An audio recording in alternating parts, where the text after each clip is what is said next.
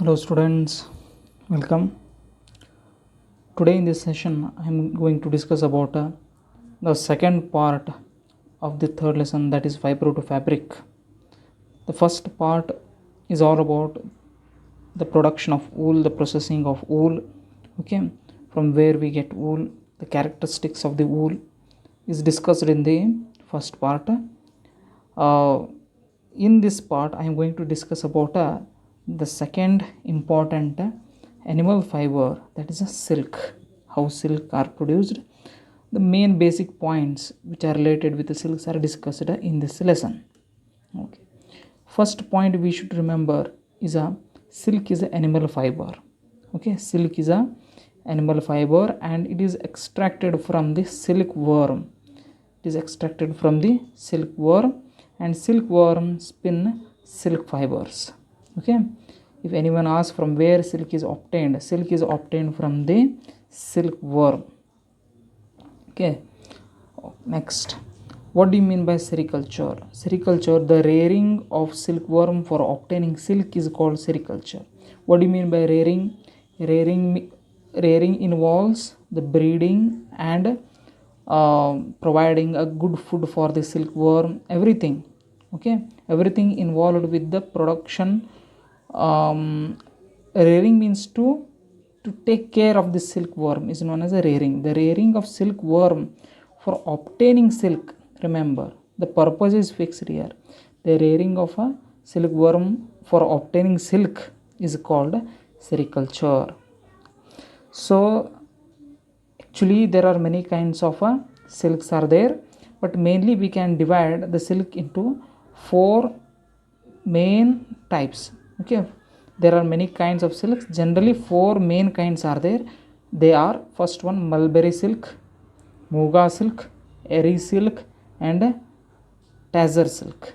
Okay, these are the four main types of silks we can see, but the mulberry silk contributes 90% of the total production. Whatever silk cloths you can see in the world, okay, they are mainly made up of a mulberry silk.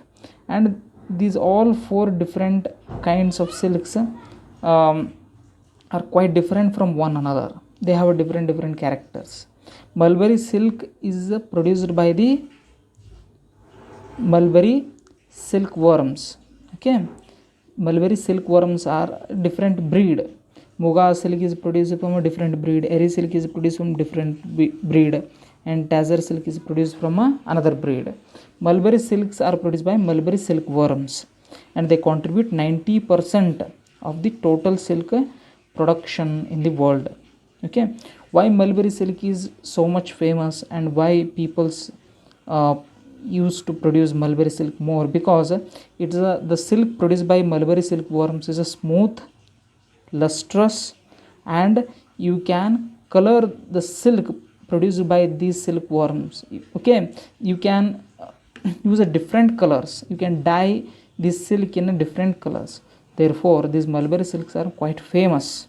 Okay, these have a different textures, they have different characters, but remember mulberry silk contributes 90% of the total production.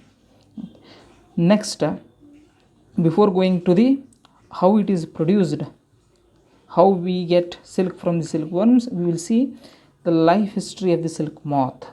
Look, silk moth almost looks like a butterfly, not exactly. Silk moth, okay, which flies, it has a wings also. Silk moth, okay, male silk moth is a small in size compared to the female silk moth, and female silk moth lays eggs. Female silk moth eggs ಅನ್ನು ಹಾಕುತ್ತಾ. Female silk ಮಾತ್ ಮೇಲ್ silk ಮಾತ್ಗಿಂತ ಸೈಜಲ್ಲಿ ದೊಡ್ಡದಿರುತ್ತೆ.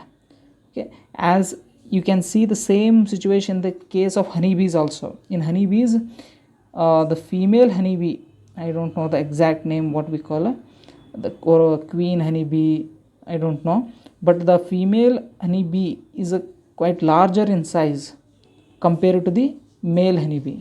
Okay, same concept here also, the same concept. Female silk moth antivi ನಾವು ಇದಕ್ಕೆ. Silk moth is a larger in size compared to the male silk moth. So female silk moth lays eggs.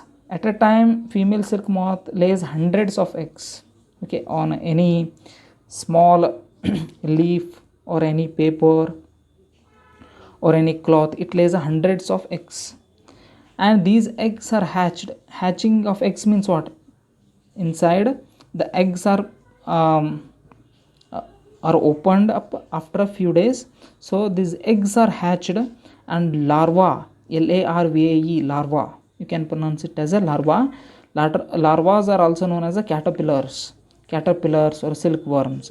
So larvas will come out, okay, larvas will come out. Larva grow in size. They larvas grow in size, and they are also known as caterpillars. After that, they build a cocoon, and the inside the cocoon they develop. The developing stage inside the cocoon is known as a pupa. Pupa. So one by one I will discuss. So this is the life history of the silk moth is explained using a few diagrams also. Male silk moth, female silk moth. Female silk moth lays hundreds of eggs on any leaf, paper, or any cloth, you can say.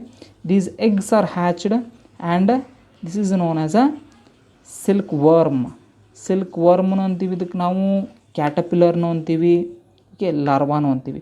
ಇದೇ small size, ಸಣ್ಣ size ಇದ್ರೆ ಅದಕ್ಕೆ larva ಅಂತೀವಿ. Little bit ದೊಡ್ಡದಾತಂದ್ರೆ ಅದಕ್ಕೆ ನಾವೇಂತೀವಿ silk worm or caterpillar ಅಂತೀವಿ. These caterpillars they grow in size and they build a cocoon.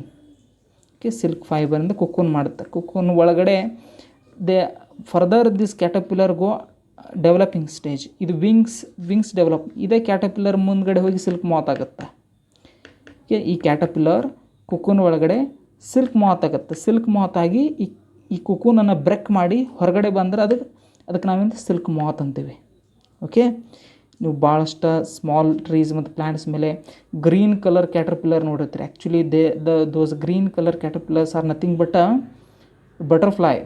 butterfly also build a cocoon, but butterfly is not capable of producing a thread like structure from its mouth, but this silk moth is capable. So inside ಏನು develop ಆಗ್ತಿರುತ್ತಲ್ಲ, ಈ ಸ್ಟೇಜಿಗೆ ನಾವು pupa ಅಂತೀವಿ. PUPA, pupa, cocoon with a developing moth. Okay, this is just a brief introduction about the life history of a silk moth. Silk moth, eggs in the caterpillars in the cocoon in the pupa ಒಳಗೆ ಇದು full develop ಆಗಿ ಇದಕ್ಕೆ ಈ ಥರ wings ಎಲ್ಲ ಬಂದಮೇಲೆ it breaks this cocoon and it will come out. Then it is known as once again silk moth. Either it may be male silk moth or female silk moth. Next I will discuss about from cocoon to silk. In detail I am going to discuss here. Female silk moth lays hundreds of eggs on a leaf or paper or cloth. Small leaf ಅಥವಾ ಒಂದು ಸಣ್ಣ piece of paper ಮೇಲೆ ಅಥವಾ ಒಂದು ಸಣ್ಣ cloth ಮೇಲೆ silk ಮಾತನ್ನು rare ಮಾಡ್ತಾರೆ. ಓಕೆ, ರೇರ್ ಸಿಲ್ಕ್ ಮಾತನ್ನು ಟೇಕ್ ಕೇರ್ ತೊಗೊಳ್ಳೋರು ಬೇರೆ ಇರ್ತಾರೆ. ಅವರು ಎಗ್ಸನ್ನು ಹಾಕಿರುವಂಥ ಪೀಸ್ ಆಫ್ ಪೇಪರ್ನ ಅಥವಾ ಲೀಫನ್ನು they will sold to silk worm farmers. ಈ ಸಿಲ್ಕ್ ವರ್ಮ್ ಫಾರ್ಮರ್ಸ್ ಅಂತ ಇರ್ತಾರಲ್ಲ, ಅವರು ಎಗ್ಸನ್ನು ಪರ್ಚೇಸ್ ಮಾಡ್ತಾರೆ. ಓಕೆ, ಎಗ್ಸ್ ಅಂದ್ರೆ ಭಾಳಷ್ಟು ಇರುತ್ತಲ್ಲ, ಒಂದು ಸಣ್ಣ ಪೀಸ್ ಆಫ್ ಪೇಪರ್ ಮೇಲೆ hundreds ಆಫ್ ಎಗ್ಸ್ ಇರುತ್ತೆ. ಆ ಥರ ಅವ್ರಿಗೆ they may need thousands of eggs. They will purchase small pieces of sheets. So these eggs are sold to silkworm farmers. Silkworm farmers produce a sufficient temperature or whatever temperature these eggs needs. Warm condition. Silkworm farmers provide a warm condition to these eggs, and these eggs will hatch eventually. Okay, ಸ್ವಲ್ಪ ದಿವಸ ಆದಮೇಲೆ eggs ಏನಾಗುತ್ತೆ, hatch ಆಗುತ್ತೆ. ಅಂದರೆ eggs small eggs ಇರ್ತಾವೆ, ಸಾಸಿವೆ ಕಾಳಷ್ಟು eggs ಇರ್ತಾವೆ. ಆ ಸಾಸಿವೆ ಕಾಳಷ್ಟು ಎಗ್ ಏನಾಗುತ್ತೆ, ಬ್ರೇಕ್ ಆಗುತ್ತೆ. ಬ್ರೇಕ್ ಆದಮೇಲೆ ದೇ ಹ್ಯಾಚ್. ಬ್ರೇಕ್ ಆಗೋದಕ್ಕೆ ನಾವು ಹ್ಯಾಚಿಂಗ್ ಆಫ್ ಎಗ್ಸ್ ಅಂತೀವಿ. Eggs hatch. ಲಾರ್ವಾ, LARVA, ಈ ಸೈಲೆಂಟ್ ಆಗುತ್ತೆ, ಲಾರ್ವಾ ಅಂತ ಪ್ರೊನೌನ್ಸಿಯೇಷನ್ ಆಗುತ್ತೆ. Larva came out. ಲಾರ್ವಾ ಹೊರಗಡೆ ಬರ್ತಾವೆ. Maybe you have observed stagnant water. ಯಾವುದಾದ್ರೂ ಒಂದು ನೀರು ನಿಂತ ನೀರೊಳಗಡೆ, ಈವನ್ ಮಾಸ್ಕಿಟೋಸ್ ಕೂಡ ನಿಂತ ನೀರೊಳಗಡೆ ಎಗ್ಸನ್ನು ಹಾಕಿರ್ತಾವೆ. ಆ ಎಗ್ಸ್ ಹ್ಯಾಚ್ ಆಗಿ ಸ್ಮಾಲ್ ಲಾರ್ವಾ ನೋಡ್ತಿರಲ್ಲ, ನಿಂತ ನೀರೊಳಗಡೆ ಮಾಸ್ಕಿಟೋ ಆಗೋಕ್ಕಿಂತ ಮುಂಚೆ ಲಾರ್ವಾ ಇರುತ್ತದು, ನೀರೊಳಗೆ ಈಜಾಡ್ತಿರುತ್ತೆ. Okay, a small thread like structure, ಅದಕ್ಕೆ ಲಾರ್ವಾ ಅಂತೀವಿ. ಸೊ ಲಾರ್ವಾಗಳು ಹೊರಗಡೆ ಬರ್ತವೆ. ಆ ಲಾರ್ವಾಕ್ಕೆ ನಾವು ಕ್ಯಾಟರ್ಪಿಲ್ಲರ್ಸನ್ನು ಅನ್ಬೋದು, ಸಿಲ್ಕ್ ವರ್ಮನ್ನು ಅನ್ಬೋದು, 3 ನೇಮ್ ಅದಾವೆ. ಸೊ ಅವಾಗ ಲಾರ್ವಾ ಏನಾಗುತ್ತಾ, ಈ ಲಾರ್ವಾ ಆವಾಗ ಮಲ್ಬೆರಿ ಲೀವ್ಸ್ ಫ್ರೆಶ್ ಆಗಿ, ಮಲ್ಬೆರಿ ಪ್ಲ್ಯಾಂಟ್ ಅಂತ ಮಲ್ಬೆರಿ ಟ್ರೀ ಇರುತ್ತೆ. ಓಕೆ, ಮಲ್ಬೆರಿ ಇದು ಒಂದು ಕ್ರಾಪ್ ಇದೆ. ಮಲ್ಬೆರಿ ಅನ್ನೋದು ಒಂದು crop. Okay, small cotton plants ಥರ ಒಂದು ಮಿಡಲ್ ಸೈಜ್ಡ್ ಪ್ಲ್ಯಾಂಟ್ ಆಗುತ್ತೆ ಮಲ್ಬೆರಿ. ಆ ಮಲ್ಬೆರಿ ಲೀವ್ಸನ್ನು ಒಂದು ಹೊಲದೊಳಗೆ ಬೆಳೆದಿರ್ತಾರೆ. They are grown in any farm land. ಆವಾಗ ಮಲ್ಬೆರಿದು ಫ್ರೆಶ್ ಲೀಫನ್ನು ಕಟ್ ಮಾಡಿ ಸಾಕಷ್ಟು ಮಲ್ಬೆರಿ ಲೀವ್ಸನ್ನು ತೊಗೊಂಬಂದು ಕ್ಯಾಟರ್ಪಿಲ್ಲರ್ಸ್ಗೆ ಪ್ರೊವೈಡ್ ಮಾಡ್ತಾರೆ. ಈ caterpillars day and night without any stop, ಹಗಲು ರಾತ್ರಿ 24 hours ಮಲ್ಬೆರಿ ಲೀವ್ಸನ್ನು ತಿಂತಾ ಹೋಗುತ್ತೆ. These caterpillars eat mulberry leaves continuously day and night without any stopping. Okay, and day by day these caterpillars grow in size. ಈ caterpillars ಪ್ರತಿ ನಿಮಿಷಕ್ಕೂ ತನ್ನ ಸೈಜನ್ನು increase ಮಾಡ್ತಾ ದೊಡ್ಡದಾಗ್ತಾ ಹೋಗುತ್ತೆ. ಓಕೆ, ಸೊ ಈ ಕ್ಯಾಟರ್ಪಿಲ್ಲರ್ಸ್ ಅದ್ರ ಸೈಜ್ ದೊಡ್ಡದಾಗುತ್ತೆ. Approximately these caterpillars eat mulberry leaves continuously without any stop around 25 to 30 25ರಿಂದ 30 ದಿವಸ ಕ್ಯಾಟರ್ಪಿಲ್ಲರ್ಸ್ ಮಲ್ಬೆರಿ ಲೀವ್ಸನ್ನು ತಿಂತಾ ಹೋಗುತ್ತೆ. ಸೊ ಆ ಮಲ್ಬೆರಿ ಲೀವ್ಸ್ ತಿನ್ನಂಗೆ ಕ್ಯಾಟರ್ಪಿಲ್ಲರ್ಸ್ ದೊಡ್ಡದಾಗ್ತಾ ಹೋಗುತ್ತೆ, ದೊಡ್ಡದು ಸೈಜ್ ಆಗ್ತಾ ಹೋಗುತ್ತೆ. ಸೊ ಅವಾಗ ಆದಮೇಲೆ suddenly caterpillars they stop eating. Caterpillars suddenly mulberry ಲೀವ್ಸನ್ನು ತಿನ್ನೋದು ಸ್ಟಾಪ್ ಮಾಡಿಬಿಡುತ್ತೆ. ಸ್ಟಾಪ್ ಮಾಡಿದ ತಕ್ಷಣ these caterpillars placed on clean bamboo trays. ಅವಾಗ ಈ ಕ್ಯಾಟರ್ಪಿಲ್ಲರ್ಸನ್ನು ಒಂದು ಕ್ಲೀನ್ ಬ್ಯಾಂಬೂ ಟ್ರೇ ಇರುತ್ತೆ, ಬ್ಯಾಂಬೂಸಿಂದ ಮಾಡಿರುವಂಥ ಟ್ರೇ. ಮಿಡಲ್ ಈ ಥರ ಸೆಕ್ಷನ್ಸ್ ಇರುತ್ತೆ. ಓಕೆ, ಒಂದು ಟ್ರೇ ಇರುತ್ತೆ, ಆ ಟ್ರೇ ಒಳಗೆ ಏನಿರುತ್ತೆ, ಸಣ್ಣ ಖಾನೆಗಳಿರ್ತವೆ. ಓಕೆ, ದೀಸ್ ಕ್ಯಾಟರ್ಪಿಲ್ಲರ್ಸನ್ನು ಆಗ ಟ್ರೇ ಮೇಲೆ ಪ್ಲೇಸ್ ಮಾಡ್ತಾರೆ. ಈ ಕ್ಲೀನ್ ಬ್ಯಾಂಬೂ ಟ್ರೇಸ್ ಒಳಗೆ ಪ್ಲೇಸ್ ಮಾಡ್ತಾರೆ. ಅವಾಗ ಕ್ಯಾಟರ್ಪಿಲ್ಲರ್ಸ್ ಏನಾಗಿ ಮಾಡ್ತಾವೆ, they stop eating. Once they stop eating mulberry leaves they will not consume it again. ಒಮ್ಮೆ ಮಲ್ಬೆರಿ ಲೀವ್ಸನ್ನು ತಿನ್ನೋದು ಸ್ಟಾಪ್ ಮಾಡಿಬಿಟ್ರೆ ಮತ್ತೆ ಮಲ್ಬೆರಿ ಲೀವ್ಸನ್ನು ತಿನ್ನೋದಿಲ್ಲ. ಸೊ ಅವಾಗ caterpillars they start searching for some suitable place. ಅದಕ್ಕೊಂದು ಪ್ಲೇಸ್ ಬೇಕಾಗಿರುತ್ತೆ ಕ್ಯಾಟರ್ಪಿಲ್ಲರ್ಗೆ. So once it gets the place, it secretes some liquid. ತನ್ನ ಬಾಯಿಂದ ಒಂದು ಲಿಕ್ವಿಡ್ ಜೊಲ್ಲು ಥರ ಇರೋ ಒಂದು ಲಿಕ್ವಿಡನ್ನು ಸೀಕ್ರೆಟ್ ಮಾಡುತ್ತೆ. ಸೊ ಆ ಬಾಯಿಂದ ಬರೋ ಲಿಕ್ವಿಡನ್ನು ಸಿಲ್ಕ್ ಫೈಬರ್ ಆಗಿರುತ್ತೆ. ಆ ಲಿಕ್ವಿಡ್ ಸಡನ್ಲಿ ಅಟ್ಮಾಸ್ಫಿಯರಿಗೆ ಬಂದ ತಕ್ಷಣ ಡ್ರೈ ಆಗಿ ಫೈಬರ್, ಯಾವ ಥರ ನಿಮ್ಮ ಸ್ಪೈಡರ್ ವೆಬ್ ಇರುತ್ತಲ್ಲ, ಆ ಸ್ಪೈಡರ್ ವೆಬ್ ಥರ ಒಣಗಿಬಿಡುತ್ತದೆ. ಸೊ ಅದಕ್ಕೆ ನಾವು ಸಿಲ್ಕ್ ಫೈಬರ್ ಅಂತೀವಿ. So silk fibres is produced from the mouth of a caterpillar. It secretes some liquid from its mouth. So ಬಾಯಿಂದ ಒಂದು ಲಿಕ್ವಿಡನ್ನು ಸೆಕ್ರೇಟ್ ಮಾಡ್ತಾ ಫಸ್ಟ್ ತನ್ನನ್ನು ತಾನು ನೇತು ಹಾಕ್ಕೊಳಕ್ಕೆ it produces one web to hang itself. ತನ್ನನ್ನು ಹ್ಯಾಂಗ್ ಮಾಡ್ಕೊಳಕ್ಕೆ ಒಂದು ಸಣ್ಣದೊಂದು ಫಸ್ಟ್ ಒಂದು ಸಪೋರ್ಟಿಂಗ್ ಒಂದು ಫೈಬರ್, ಒಂದು ನೆಟ್ಟನ್ನು ಕಟ್ಕೊಳುತ್ತೆ, ಸಪೋರ್ಟಿಂಗ್ ಒಂದು ನೆಟ್ ಕಟ್ಕೊಳುತ್ತೆ. ಓಕೆ, ಕ್ಯಾಟರ್ಪಿಲ್ಲರ್ ಏನು ಮಾಡುತ್ತೆ, ಸಪೋಸ್ ಈ ಥರ ಬ್ಯಾಂಬೂ ಟ್ರೇ ಒಳಗೆ ವಾಲ್ಸ್ ಅದ.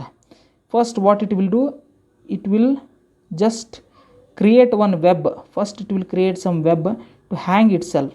ಈ ಥರ ತನ್ನನ್ನು ಹ್ಯಾಂಗ್ ಮಾಡ್ಕೊಳುತ್ತೆ ಕ್ಯಾಟರ್ಪಿಲ್ಲರ್. ಓಕೆ, ಕ್ಯಾಟರ್ಪಿಲ್ಲರ್ ಈ ಥರ ತನ್ನಂತ ಹ್ಯಾಂಗ್ ಮಾಡ್ಕೊಳುತ್ತೆ. ಹ್ಯಾಂಗ್ ಮಾಡ್ಕೊಂಡು it starts swinging its head. ತನ್ನ ಹೆಡ್ಡನ್ನು in the form of 8 it will start rotating. ಈ ಥರ ತನ್ನನ್ನು 8 ಫಾರ್ಮ್ ಒಳಗೆ ತನ್ನ ಹೆಡ್ಡನ್ನು ಸ್ವಿಂಗ್ ಮಾಡ್ತಾ ಹೋಗುತ್ತೆ. ತನ್ನ head it starts swinging its head in the form of 8 until it become ಒಂದು ಶೇಪ್. ಈ ಶೇಪ್ ಬರುತ್ತೆ. ಇದಕ್ಕೆ ನಾವೇನಂತೀವಿ, ಕುಕೂನ್ ಅಂತೀವಿ. ಇದಕ್ಕೇನಂತೀವಿ ನಾವು, ಕುಕೂನ್ ಅಂತೀವಿ. ಸೊ ಈ all caterpillars turn into cocoons. ಕುಕೂನ್ಸನ್ನು ಎದಕ್ಕೆ ಬಿಲ್ಡ್ ಮಾಡುತ್ತಂದ್ರೆ, caterpillar is a intermediary stage. Silk moth eggs ಇಟ್ಟ ಮೇಲೆ ಸಿಲ್ಕ್ ಮಾತ್ಗೆ ಜನ್ಮ ಕೊಡುತ್ತೆ. ಕ್ಯಾಟರ್ಪಿಲ್ಲರ್ ಅಂದು ಮಿಡಲ್ ಸ್ಟೇಜ್ ಇದು. ಓಕೆ, ಈ ಕ್ಯಾಟರ್ಪಿಲ್ಲರ್ ಇದ್ದಿದ್ದು ಸಿಲ್ಕ್ ಮಾತ್ ಆಗಬೇಕಾದ್ರೆ it needs some space or one place. ಆ ಪ್ಲೇಸನ್ನು ಏನು ಕುಕೂನ್ ಆಗಿರುತ್ತೆ. and this cocoon is made completely by a silk fiber. Continuous thread ಇರುತ್ತೆ ವಿತೌಟ್ ಎನಿ ಸ್ಟಾಪಿಂಗ್. ಸೊ ಒಳಗಡೆ ಕ್ಯಾಟರ್ಪಿಲ್ಲರ್ ಇರುತ್ತೆ. ಈ caterpillar undergoes a next developing stage. ಆ ಒಳಗಡೆ ಡೆವಲಪಿಂಗ್ ಸ್ಟೇಜ್ ಇರೋ ಕ್ಯಾಟರ್ಪಿಲ್ಲರ್ ಏನಂತ ನಾವು ಪ್ಯೂಪಾ ಅಂತೀವಿ. We call it as a pupa. ಇದು ಕುಕೂನ್ ಅಂತೀವಿ. We call it as a cocoon. But inside the caterpillar is in a developing stage, no, still it needs to produce its wings, it need to develop its other characters like a silk moth. ಆ ಒಂದು ಸ್ಟೇಜಿಗೆ ನಾವು pupa ಅಂತೀವಿ. So after 25 to 30 days caterpillar stop eating and cocoons are produce from cocoons. ಈ ಕುಕೂನ್ಸನ್ನು ಏನು ಮಾಡ್ತಾರೆ ಅವಾಗ ಯಾರು silk worm farmers, they will separate these cocoons from the tray and they will sell these cocoons in the market according to weight, according to the quality and according to the weight. They will get their wages for it. okay ಅದನ್ನು weight ಪ್ರಕಾರ market ಒಳಗೆ sold ಮಾಡ್ಲಾಗತ್ತೆ, sell ಮಾಡ್ತಾರೆ. Okay, ಅದನ್ನು ಮಾರಾಟ ಮಾಡ್ಲಾಗತ್ತೆ. They are sold in the market. Okay, so ಮಾರ್ಕೆಟಿಂದ ಕುಕೂನ್ಸನ್ನು ಪರ್ಚೇಸ್ ಮಾಡ್ಕೊಂಡು ಬಂದು ಸಿಲ್ಕ್ ಮಾಡೋರು ಬೇರೆ. ಸಿಲ್ಕ್ ಫಾರ್ಮರ್ಸ್ ಏನು ಮಾಡ್ತಾರೆ, silk worm farmers, few farmers they continue the process. Silk worm farm ತಾವಾಗ ಗ್ರೋ ಮಾಡ್ತಾರೆ, ತಾವಾಗ ಗ್ರೋ ಮಾಡಿ ಅದನ್ನು ಪ್ರೊಸೆಸಿಂಗ್ ಮಾಡಿ ಸಿಲ್ಕ್ ಕೂಡ ಮಾಡ್ತಾರೆ, ಸಿಲ್ಕ್ ಫೈಬರ್ನ ಮಾರಾಟ ಮಾಡ್ತಾರೆ. Few farmers just they grow these cocoons to the market and few other persons, those process the silk, they will purchase these cocoons. So let's see how this processing of silk takes place.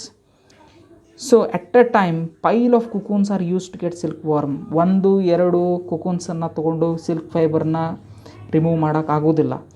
At a time ಪೈಲ್ ಬಹಳಷ್ಟು. Okay, at a time 100 or 200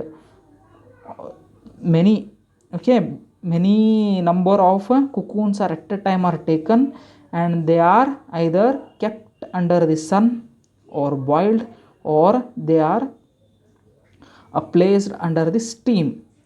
ಸೂರ್ಯನ ಭಾಳ ಸೂರ್ಯನ ಬೆಳಕಿನೊಳಗಾದರೂ ಇರ್ಬೋದು, ಇಲ್ಲ boil ಮಾಡ್ಬೋದು, steam ಮಾಡೋದು. Maximum boil ಮಾಡ್ತಾರೆ.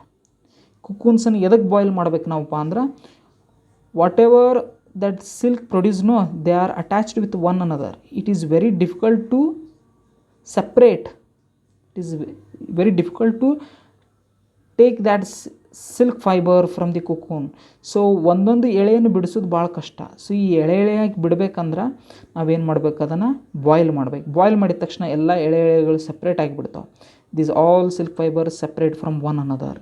Okay, so ಅವಾಗ so ultimately you need to kill that pupa. Caterpillar ಒಳಗಡೆ ಸತ್ತೇ ಸಾಯುತ್ತೆ. Without killing that caterpillar you can't get this silk fiber. This is one of the dark side of this silk production.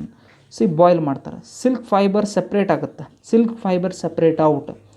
Silk fibre separate ಆದ ತಕ್ಷಣ ಅದನ್ನ reeling ಮಾಡ್ತೀವಿ. Okay, bobbins through they start reeling. Machines ಇರ್ತಾವೆ or with the help of hands ಆ silk ಫೈಬರ್ನ ಏನು ಮಾಡ್ತಾರೆ, ಸುತ್ತುತ್ತಾರೆ. ಆ ಸುತ್ತೋದಕ್ಕೆ ಏನಂತೀವಿ ನಾವು, ರೀಲಿಂಗ್ ಅಂತೀವಿ. The process of taking out threads from the cocoon for use as a silk is called reeling of silk. Reeling of silk ಅಂದ್ರೇನು, taking out threads from the cocoon is known as a reeling. Reeling ಮಾಡಿದ್ಮೇಲೆ spinning ಮಾಡ್ತಾರೆ. ಸ್ಪಿನ್ನಿಂಗಿಂದ ಏನಾಗುತ್ತೆ, silk thread is produced. Okay, ರೀಲಿಂಗಿಂದ ಏನಾಗುತ್ತೆ, silk threads are produce. Silk ಥ್ರೆಡ್ಡಿಂದ ಆ silk ಥ್ರೆಡನ್ನು you can dye in different colours. ಬೇರೆ ಬೇರೆ ಕಲರ್ಸ್ ಒಳಗೆ ನೀವು ಡೈ ಮಾಡ್ಬೋದು. ಬೇರೆ ಬೇರೆ ಕಲರ್ಸಿಗೆ ನೀವು ಆ ಸಿಲ್ಕ್ ಥ್ರೆಡ್ಸಿಗೆ ಹಾಕ್ಬೋದು. ಆಮೇಲೆ ಆ ಸಿಲ್ಕ್ ಥ್ರೆಡ್ಸಿಂದ ಏನಾಗುತ್ತೆ, ಕ್ಲೋತ್ ಮಾಡ್ತೀವಿ. Okay, so this is the way how silk a cocoon is made into a silk, okay, fiber to fabric. But one question arises, can we get the silk from the silkworm without killing caterpillar-ನ ನಾವು ಕೊಲ್ಲದೇನೆ, ಅಥವಾ without killing the caterpillar, ಈ ಕುಕೂನಿಂದ ನಾವು silk ವರ್ಮನ್ನು ಕೊಲ್ಲದೇನೆ ನಾವು ಸಿಲ್ಕನ್ನು ತಗೋಬೋದಾ? Can't we wait for a caterpillar to come out of its cocoon. Caterpillar ಹೇಗಿದ್ರೂ ಡೆವಲಪ್ ಆದಮೇಲೆ, ಕ್ಯಾಟರ್ಪಿಲ್ಲರ್ ಹೊರಗಡೆ ಬಂದಮೇಲೆ ನಾವು ಕುಕೂನ್ ಯೂಸ್ ಮಾಡ್ಬೋದಲ್ಲ. It will not take that cocoon with itself. ಇದೊಂದು ಪ್ರಶ್ನೆ ಬರುತ್ತೆ. But the answer is there. Caterpillar ಯಾವಾಗ ಒಳಗಡೆ ಸಿಲ್ಕ್ ಮಾತ್ ಆಗುತ್ತಲ್ಲ, even it is very difficult for caterpillar to come out of that cocoon. ಅಷ್ಟು strong ಇರುತ್ತೆ cocoon, ಅಷ್ಟು strong ಇರುತ್ತೆ. ಸಿಲ್ಕ್ ಮಾತಿಗೆ ಕೂಡ ಒಳಗಡೆಯಿಂದ ಹೊರಗಡೆ ಬರೋಕ್ಕೆ ಕಷ್ಟ ಆಗುತ್ತೆ. At that time silk moth produces a acid. Okay, silk moth produces acid, and because of that acid that cocoon is break. Okay, ಒಂದು ಸ್ಮಾಲ್ ಹೋಲ್ ಆಗುತ್ತೆ ಒಳಗಡೆ ಸಿಲ್ಕ್ ಮಾತ್ ಆದಮೇಲೆ. ಓಕೆ, ಒಳಗಡೆ ವಿಂಗ್ಸ್ ಎಲ್ಲ ಆಗಿ ಸಿಲ್ಕ್ ಮಾತ್ ಆಗಿರುತ್ತೆ. ಈ ಕುಕೂನಿಂದ ಹೊರಗಡೆ ಬರಬೇಕಿದೆ, ಅದಕ್ಕೂ ಕೂಡ ಕಷ್ಟ. ಆವಾಗ ಏನು ಮಾಡ್ತದೆ ಸಿಲ್ಕ್ ಮಾತ್ ಆ್ಯಸಿಡನ್ನು ಪ್ರೊಡ್ಯೂಸ್ ಮಾಡುತ್ತೆ. ಈ ಆ್ಯಸಿಡ್ಡಿಂದ ಏನಾಗುತ್ತೆ, ಈ ಕುಕೂನ್ ಮೇಲೆ ಒಂದು ಸ್ಮಾಲ್ ಹೋಲ್ ಆಗುತ್ತೆ. ಈ ಸ್ಮಾಲ್ ಹೋಲ್ ಒಳಗಿಂದ ಈ ಸಿಲ್ಕ್ ಮಾತ್ ಏನಾಗುತ್ತೆ, ಹೊರಗಡೆ ಬರುತ್ತೆ. ಹೊರಗಡೆ ಬಂದಮೇಲೆ ಈ ಕುಕೂನ್ ಇಲ್ಲೇ ಇರುತ್ತೆ, ಬಟ್ ಇದ್ರ ಮೇಲೆ ಒಂದು ಸ್ಮಾಲ್ ಹೋಲ್ ಆಗಿತ್ತು. You will not get a continuous fibre. Continuous fibre ಸಿಗೋದಿಲ್ಲ, ಕಟ್ ಆಗಿರುತ್ತೆ. ಓಕೆ, ಆ್ಯಂಡ್ ಕಟ್ ಆಗಿರುವಂಥ ಈ ಫೈಬರಿಗೆ ಯಾವುದೇ ರೀತಿ ವ್ಯಾಲ್ಯೂ ಇರೋದಿಲ್ಲ. Commercially these type of fibres don't have any value. ಅದಕ್ಕೆ ಕ್ಯಾಟರ್ಪಿಲ್ಲರ್ ಸಿಲ್ಕ್ ಮಾತ್ ಆಗೋಕ್ಕಿಂತ ಮುಂಚೆನೇ ನಾವು ಈ ಕುಕೂನನ್ನು ಬಾಯ್ಲ್ ಮಾಡಿ ಅದರಿಂದ ನಾವು ಫೈಬರ್ನ ತೊಗೋಬೇಕಾಗತ್ತೆ. This is the dark side. So ಎಷ್ಟು ದೊಡ್ಡದಿರುತ್ತೆ ಒಂದು ಕುಕೂನನ್ನು ನೀವು ರೀಲಿಂಗ್ ಮಾಡಾಕುಂತ್ರ.